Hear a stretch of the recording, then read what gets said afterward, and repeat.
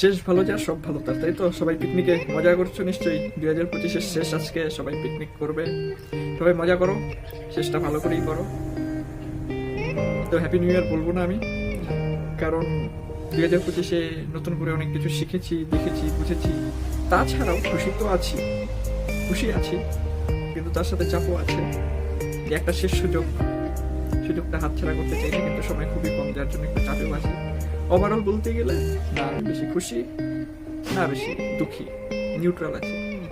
কারণ এত কিছু 2025-এ দেখেছি, এখন ওগুলো আর ম্যাটার করে না। খুশি দুঃখ ম্যাটার না, নিউট্রাল। তো আমি কাউকে হ্যাপি নিউ ইয়ার বলবো না, আমি বলবো wish you a blessed new year. Happy sad এগুলো তো চলতে থাকবে। হ্যাপি বললেই সারা বছর হ্যাপি যাবে এমন না, স্যাড বললেই সারা বছর স্যাড যাবে এমন না।